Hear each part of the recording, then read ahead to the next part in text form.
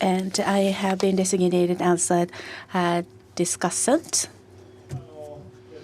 Kitagawa. So I think the discussant nomination has been often given to the top researcher whatsoever in the usual academic conference. But I think I'd like to ask questions from the layperson perspectives. And I have 4 questions actually, especially for Lim, Dr. Lim, and you have been working on MOOCs and you said that there has been many learnings possible through MOOC, and in the university. And in the normal currency scenario, you have the 4-year course, and you have the education based on the 4-year course. But so there is an integration, and there are MOOC modules. And those modules, how we can position them or we can approach them, MOOC being the offering the modules. And also, Dr. Pong talked about many topics. Experience of students are varied. Outside of the classroom, we don't know what they are doing.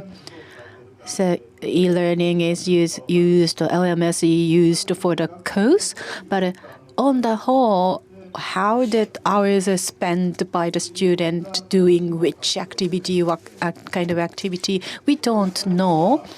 When I was a student, I had a lot of time. I had no money, and so what I used to do is just to study and read books, because there wasn't any website whatsoever. But of course, nowadays the modern students can use many technological tools and maybe involved in many different experiences.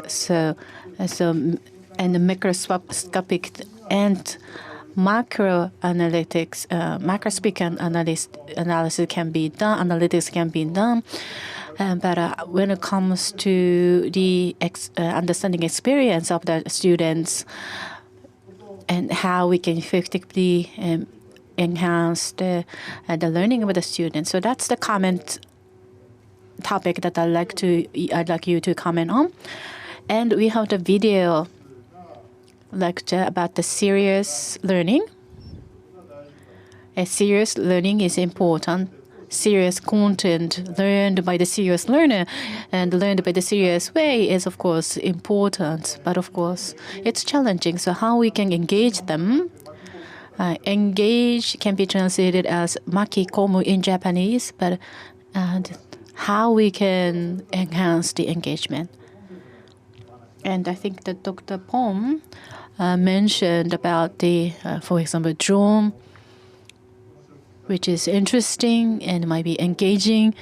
So how we can enhance the engagement, that's second point that which I'd like to have your comment. And the university is located physically somewhere. And of course, there is a virtual university, but usually the universities are physically located somewhere.